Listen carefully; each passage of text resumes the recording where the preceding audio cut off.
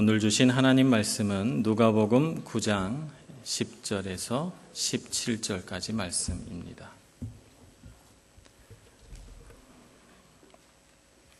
누가복음 9장 10절에서 17절까지 말씀, 신약성경 107쪽입니다.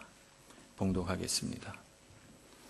사도들이 돌아와 자기들이 행한 모든 것을 예수께 여쭈니 데리시고 따로 벳세다라는 고을로 떠나 가셨으나 무리가 알고 따라왔거늘 예수께서 그들을 영접하사 하나님 나라의 일을 이야기하시며 병 고칠 자들은 고치시더라. 날이 저물어 가매 12 사도가 나와 여짜오되 무리를 보내어 두루 마을과 촌으로 가서 유하며 먹을 것을 얻게 하소서. 우리가 있는 여기는 빈들이니이다. 예수께서 이르시되 너희가 먹을 것을 주라 하시니 여짜오되 우리에게 떡 5개와 물고기 2마리밖에 없으니 이 모든 사람을 위하여 먹을 것을 사지 아니하고서는 할 수 없사옵나이다 하니 이는 남자가 한 5,000명 되미러라.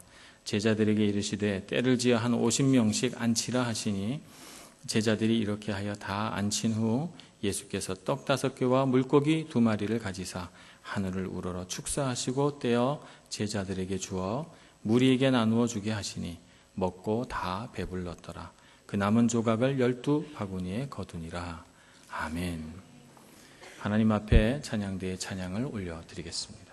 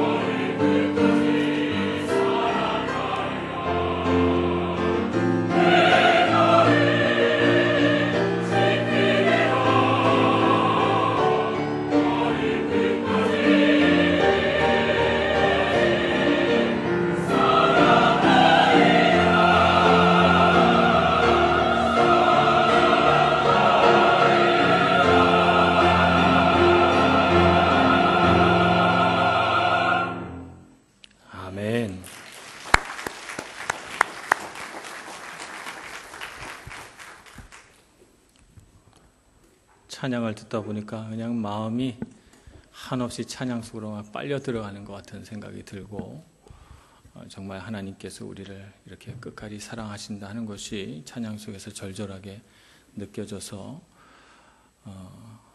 찬양을 듣는 내내 참 마음이 너무 간절해졌습니다. 우리 찬양대가 하나님 앞에 이렇게 아름답게 찬양함으로 날마다 하나님 아버지의 마음을 우리에게로 전달해 주는 귀한 축복의 통로가 되기를 늘 기도해 주시기를 소원합니다. 한국에 가서 보니까 제가 매년 드리는 말씀이지만 참 우리가 너무너무 큰 복을 갖고 있는 거예요. 이런 찬양대가 없어요. 어떻게 우리가 이런 찬양대를 우리 귀로 매주 들을 수 있단 말입니까? 엄청나게 큰 복입니다. 그러니 늘 우리 찬양대에 속한 우리 찬양대원, 지휘자, 반주자 위해서 늘 기도해 주시면 감사하겠습니다. 예수님께서 12제자를 보내셨어요. 여러 마을로 보내셔서 복음을 전하게 하셨죠. 복음을 전하게 하셔서 두 가지 의미가 있었을 것 같습니다. 한편으로는 제자들을 좀 훈련시켜야 되겠다. 나에게서 매일 말씀을 듣고 배우고 양육받지만 이제는 좀 훈련된 사람이 돼야 되지 않을까. 그러니 내가 하는 일, 예수님이 가르치시고 병을 고치시고 하는 일을 하셨는데 그런 일을 또 제자들에게 맡겨서 잘 할 수 있도록 훈련시켜보자 하는 마음도 있었고, 다른 한편으로 세상에 생명을 구원받아야 하는 사람이 너무 많은데 이 귀한 사람들을 버려둬서야 되겠는가. 그러니 한 사람이라도 달려가서 복음을 전하게 하자. 이런 뜻에서 아마 12제자들을 이렇게 다 파송을 하셨던 것 같아요. 이렇게 하나님 말씀, 예수님 말씀대로 복음을 전하고 돌아오니까 신기하게도 성경에 이 제자들에 대한 칭호가 바뀝니다. 누가복음 9장 10절 이전까지는 제자들을 한 번도 사도라고 말하지 않는데 돌아온 그들을 향해서 말하기를 사도들이 돌아와 라고 말하고 있습니다. 오늘 본문 누가복음 9장 10절에서 17절 안에 보면 이 사도라는 말이 두 번이나 반복이 돼요. 사도들이 돌아왔다 이렇게 표현합니다. 사도는 그 그리스 말로 원래 이 원어로 아포스톨로스다 이렇게 말합니다. 제가 오늘 통역하시는 우리 윤다빗 형제에게 물어보니까 이태리어로도 아포스톨로 이렇게 된다고 합니다. 무슨 뜻인가 하면 보냄을 받은 자라는 뜻입니다. 예수님께 부르심을 받아서 세상을 향하여 보냄을 받은 사람을 사도라고 합니다. 그런 의미에서 생각해 보자면 우리가 베드로도 사도다고 말하고 또 바울도 사도 바울이다 이렇게 말하지만 신앙이 훌륭하신 분들만 다 사도가 아닙니다. 예수님께 부름받아서 세상을 향해 보내진 사람은 다 사도죠. 그러니까 우리는 사도다 이렇게 말할 수가 있고 우리에게 주신 사명은 사도의 사명이다 라고 하는 것을 우리가 이해해야 합니다. 오늘 그와 같은 관점에서 예수님께서 사도된 예수님의 제자들을 어떻게 또 훈련시키는가 하는 것을 말씀을 통해서 살펴보고자 합니다. 오늘 예수님이 베세다라는 마을로 특별히 제자들만 따로 모아서 데리고 갑니다. 그렇게 한 이유는요, 이 베세다가 야고보와 요한 그리고 베드로의 고향이기 때문에 그렇습니다. 그곳에 그들이 그물을 씻고 있다가 예수님을 처음 만나서 부르심을 받았거든요. 그래서 그들이 익숙한 곳으로 데리고 가서 아마 제자들을 향한 특별한 시간을 마련하려고 했던 것 같아요. 그런데 얼마나 이 예수님이 간절했는지 무리들이 이 정보를 입수해가지고 따라옵니다. 그래서 베세다로 다 모이는 거예요. 너무 많은 무리들이 모이니까 예수님이 이들을 마을이 아닌 빈들로 데리고 가셔서 거기서 하루 종일 말씀을 가르치시고 또 병든 자는 고치시고 하는 일들을 했습니다. 문제는 그때 발생했습니다. 날은 자꾸 저물어 가는데 거기 모인 사람들은 아침부터 저녁까지 한 끼도 못 먹은 것입니다. 먹은 사람도 있을 수 있어요. 도시락을 싸갖고 왔을 수도 있겠지만 어쨌든 공식적으로는 식사 시간이 없었어요. 하루 종일 굶었던 것이죠. 그래서 이 두 가지 문제, 이제 날이 저무니까 자야 되고 또 배고프니까 먹어야 되고 이 두 가지 문제를 해결해야 하니 이 사람들을 다 각기 주변 마을로 보내십시오라고 제자들이 예수님께 제안합니다. 그랬더니 예수님께서 제자들의 이런 제안에 대답하시기를 이렇게 대답하십니다. 13절 예수께서 이르시되 너희가 먹을 것을 주라 이렇게 말합니다. 너희가 먹을 것을 주라. 제자들이 지금 예수님께 제안하는 것은 배가 고프고 잠자리가 없으니 이제는 무리를 흩어보내세요 라고 제안한 건데 예수님께서 제자들에게 말하기를 너희가 먹을 것을 주라 이렇게 말합니다. 예수님이 아니고 너희가 먹을 것을 주라 이렇게 말씀하시죠. 오늘 이 말씀을 살펴보면 오늘 오병이어의 사건은 무리들을 위한 사건이 아니라 제자들을 위한 기적이라는 사실을 이해할 수 있습니다. 제가 한번 상상을 해봤습니다. 여기 남자만 5천 명이라고 있으니까요. 여자 조금, 아이들 조금, 또 연세 드신 또 노인들 조금 이렇게 계산해서 대략 한 8천 명에서 10,000명 정도 된다고 생각하고 내가 그 무리 가운데 한 사람으로 끼어 있다고 생각해 보면 뭐 이렇게 구릉지대가 이렇게 펼쳐져 있어서 거기에 무리들이 다 모였는데 예수님이 어떻게 보일까요? 아마 저기 멀리 조그맣게 보일 것 같아요. 예수님께서 오병이어의 기적을 일으키셔가지고 바구니에서 떡을 계속 꺼내는데 제가 멀리서 그걸 보고 오병이어의 기적이 일어나고 있구나 이렇게 알 수 있을 도리는 없어요.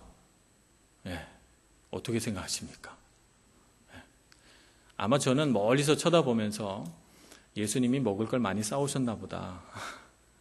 제자들이 어디서 먹을 걸 많이 갖고 왔네 우리 주려고 이렇게 생각하지 저 바구니에서 계속 나오네. 오병이어의 기적이 일어나고 있어. 이렇게 추측은 못할 것 같아요.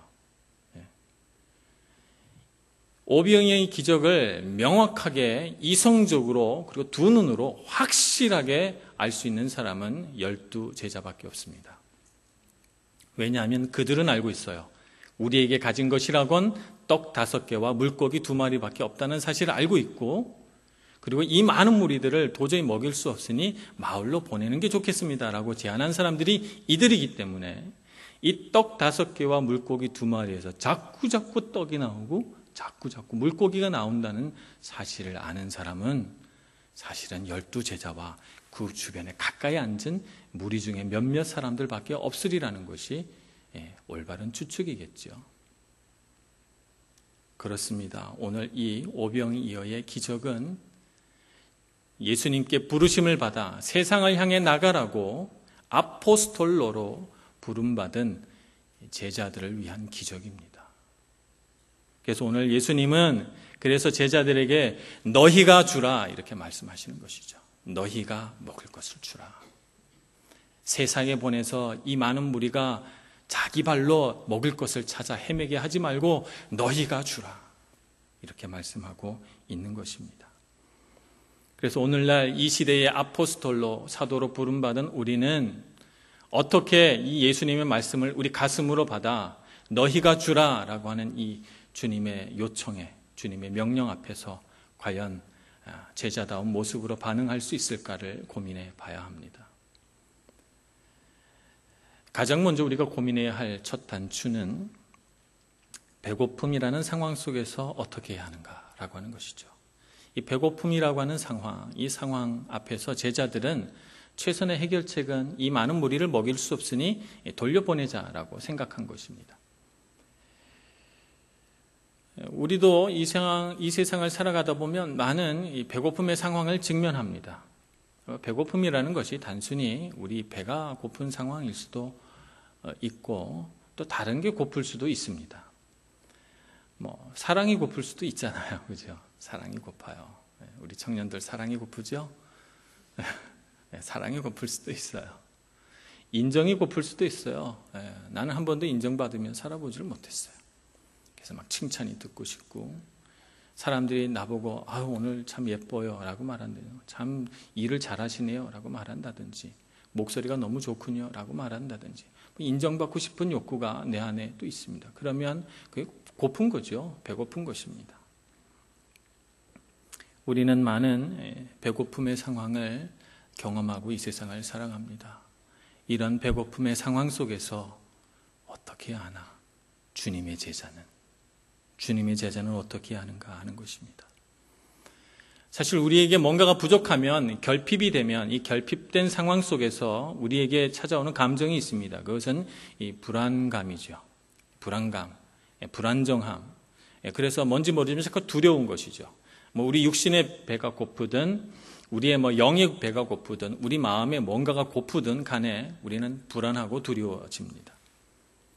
그러니까 우리는 1차적으로 생각하기를 나의 이 고픈 것, 나의 이 부족한 것, 이 갈망하는 것을 채워야 되겠다 이렇게 생각을 하죠. 그래서 우리가 세상에서 익숙하게 배운 대로 우리는 내가 채워야 할 것들을 찾아 다니게 됩니다. 채우죠. 배가 고프면 먹어야 되고, 목이 마르면 마셔야 되고, 사랑이 고프면 사랑을 받아야 된다고 생각하고 인정받아야 된다고 생각하면서 나의 고프고 줄인 우리 마음과 몸을 움켜쥐고 세상을 다니게 됩니다. 그래서 어떻게 되는가? 우리의 시야가 좁아집니다. 떡만 보게 하는 좁은 시야를 만들어냅니다. 내가 채워 넣어야 할 것을 그것만 보는 거죠. 먹잇감을 사냥하는 사냥꾼처럼 말입니다. 이런 것이 바로 우리의 분별 없음을 만들어냅니다. 정말 우리가 하나님 안에서 가득 채워진 사람이라면 그렇게 생각하지 않을 텐데 우리의 시야가 좁아지고 우리의 눈이 어두워집니다. 내가 채워야 할 것만 생각하게 되는 것이죠. 우리 삶의 최고의 우선순위는 나의 육체적인 배고픔, 나의 마음의 배고픔을 채워넣는 일이 최고 우선입니다. 도덕적으로 문제가 없는 한, 법적으로 내가 문제가 발생하지 않는 한 수단 방법을 가리지 않고 내 배고픔을 해결해야 되겠다라고 하는 생각을 갖게 됩니다. 그래서 그것이 나의 삶의 최고 우선순위입니다. 우리가 하나님 경외해야 된다는 거 너무 잘 알고 있고 익숙하게 우리가 생각하고 또 믿음으로 고백하지만 그러나 이 배고픔을 채워야 한다는 좁은 시야로 이 세상을 살아가게 되면 아무리 하나님 경외하는 것을 최고의 우선순위에 올려놓으려고 해도 올려놔지지가 않습니다. 왜냐하면 내 갈망, 내 배고픔을 해결하는 것이 가장 우선이기 때문입니다. 우리나라가 한 30년 전만 해도 굉장히 배고픈 나라였습니다. 우리 60년대, 70년대. 저는 어렸을 때라서 기억이 나지 않습니다만 많이 배고팠다고 그럽니다. 그래서 우리에게 있어서 최고의 문제는 배고픔의 문제다. 배고픈 걸 해결해야 된다라고 생각을 했습니다. 우리 부모 때 60, 70년대를 살아오신 분들 그렇게 생각하셨죠. 이제 배고픔의 문제가 해결이 됐습니다. 이제 배부른 시대가 됐고 우리나라의 많은 사람들이 배가 고파서 문제가 생기진 않아요. 더 행복해졌습니까? 우리 한국이 더 행복해졌습니까? 그렇지는 않은 것 같아요. 배고픈 문제는 해결됐는데 뭔가 모르지만 더 배가 고파졌어요. 그래서 영적으로는 더 빈곤해진 것 같은 느낌을 받습니다. 사탄이 예수님이 공생애를 시작하실 때 예수님을 시험합니다. 예수님이 40일을 금식하셨거든요. 40일 동안 아무것도 먹지 않으셨으니 얼마나 배가 고프시겠어요. 그래서 사탄이 생각합니다. 예수에게 있어서 지금 가장 연약한 부분은 배고픔이다. 내가 저 배고픔을 공격하면 저 사람 예수를 넘어뜨릴 수 있으리라 이렇게 생각합니다. 그래서 이렇게 말합니다. 예수님에게 이 돌들에게 명하여 떡덩이가 되게 하라 이렇게 말합니다.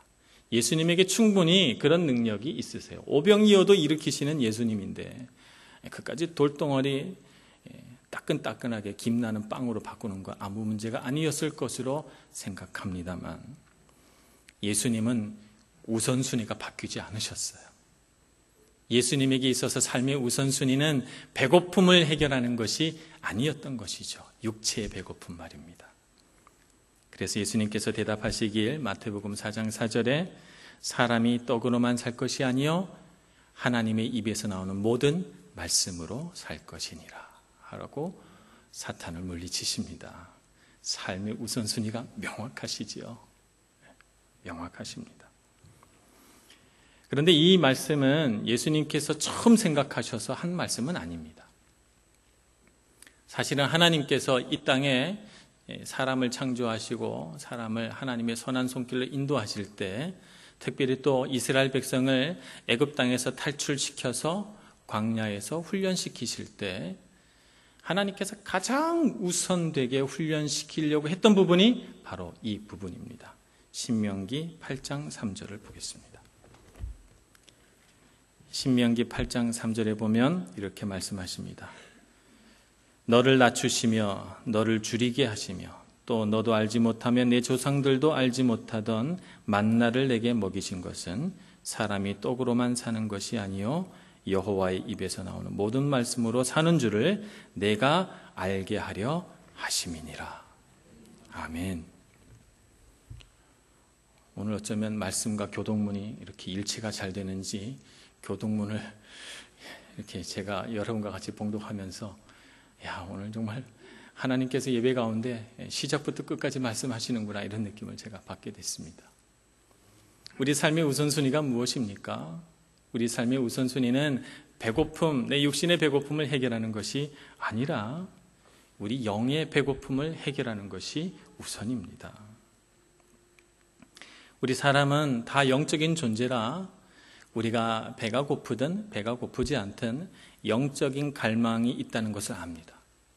우리는 본능적으로 하나님께서 우리를 영으로 창조하셨기 때문에 우리는 압니다. 오늘 누가복음 9장에 많은 무리들이 예수님 앞에 나옵니다.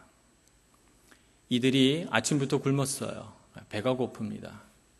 그런데 예수님께 배가 고프다고 아우성치는 무리 중에 어느 누구도 없습니다.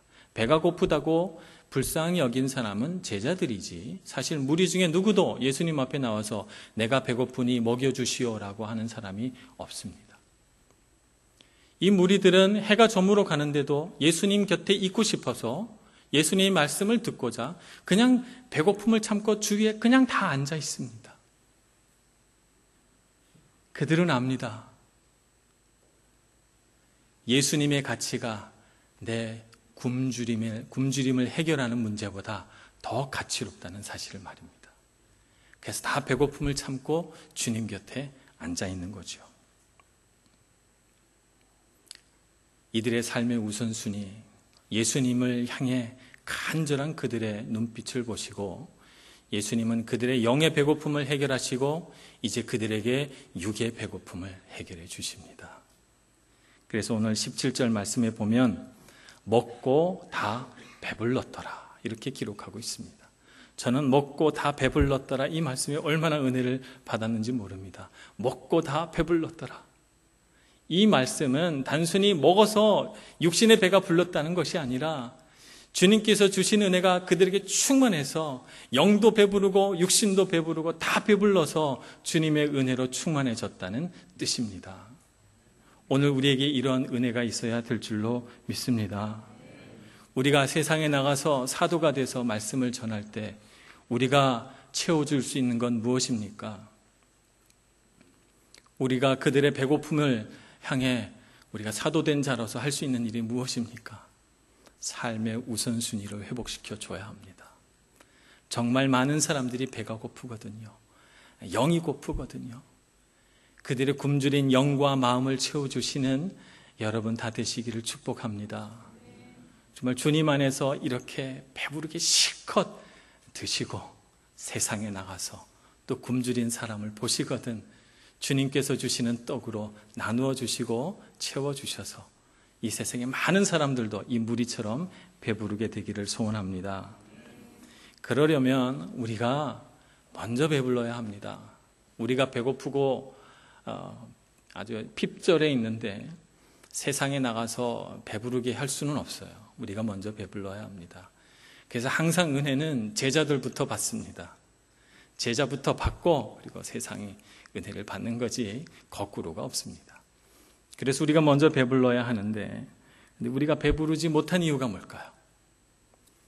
많은 사람들이 우리가 교회에 나오는 이유가 구원받는 것이 목적이라고 생각합니다. 그래서 교회 나오면 일단 90% 성공했습니다. 왜냐하면 구원 받았거든요. 세례 받았으면 거의 99% 성공입니다. 완전 천국은 예약돼 있고 생명책에 내 이름이 딱 올라가 있으니 말입니다. 그러니까 내가 예수를 믿고 교회에 출석한 다음부터 내게 있어서 가장 큰 문제는, 내가 당면하는 제일 정말 심각한 문제는 이 구원의 축복에서 떨어지지 않는 겁니다.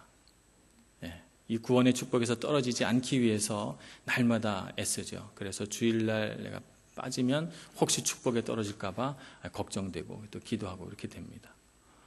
그러니까 우리에게 있어서 그냥 쉽게 제가 좀 시니컬하게 말씀드린다면 현상 유지가 우리의 목표입니다. 구원은 이미 받았고 이 구원을 쭉 유지하는 것이 우리 목표죠. 그러다 보니까 현상 유지가 우리 삶의 목표다 보니까 시간이 지나면 지날수록 우리는 영적으로 고갈됩니다. 자꾸 영적으로 고갈돼요. 현상 유지만 하려고 하니까. 그래서 결국 우리에게 영적인 고갈이란 무엇입니까? 영적인 빈곤이죠. 그래서 그토록 신앙생활을 열심히 한 것 같은데 나는 여전히 배고픕니다. 은혜가 고프고 사랑이 고프고 나는 여전히 빈곤합니다. 목표를 잘못 설정한 것이죠. 구원받는 것이 우리의 목표가 아닙니다. 그것은 안 믿는 사람들의 목표고, 주님의 제자 되는 우리의 목표는 구원받는 게 목표가 아닙니다. 예수 닮는 것이 목표입니다. 예수 닮는 것이 우리 일생의 목표가 되어야 되는 것이죠. 그래서 예수처럼 우리도 고통과 아픔과 괴로움을 감내하고 예수 제자 되기 위하여 분투하고 그분의 성품과 그분의 삶을 담기 위하여 자라나는 것, 그것이 우리의 목표입니다. 참 우리 교회 안에 이런 예수 닮은 제자들이 세워져야 될 줄로 믿습니다. 교회의 덕을 세울 줄 알고 성품이 자라나서 그가 가진 본래의 성품을 뛰어넘는 예수의 향기가 드러나는 사람.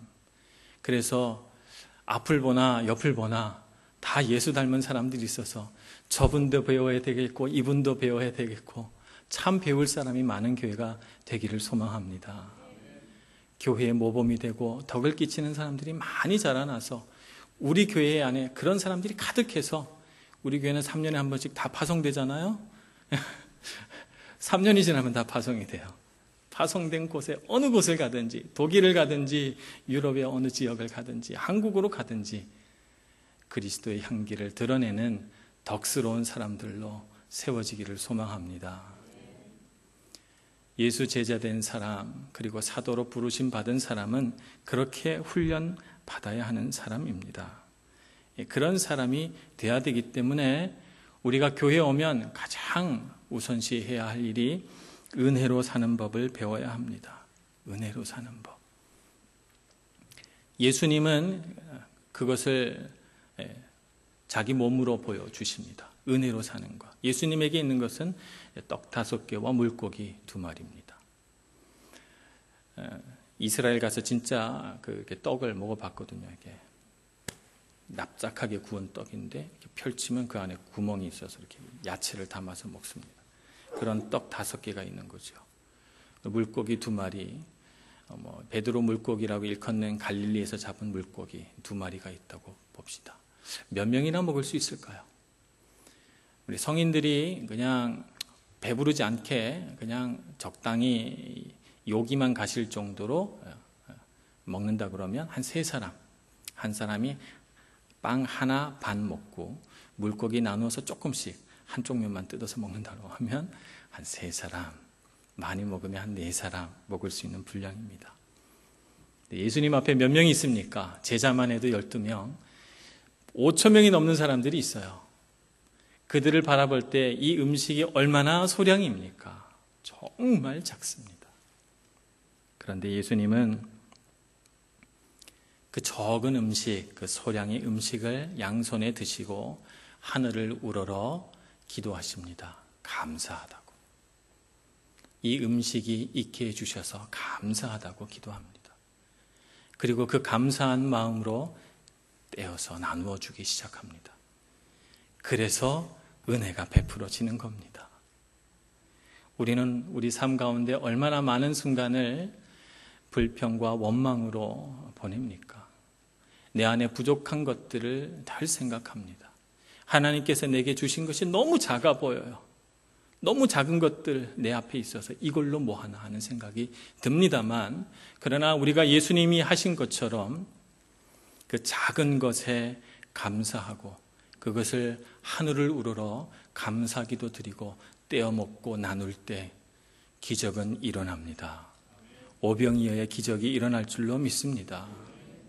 그러려면, 그 기적이 우리 안에 일어나려면 우리 안에 하나 바꿔야 될 것이 있는데, 내가 무엇이 좋은지를 결정하면 안 됩니다. 무엇이 좋은지는 하나님이 정하십니다.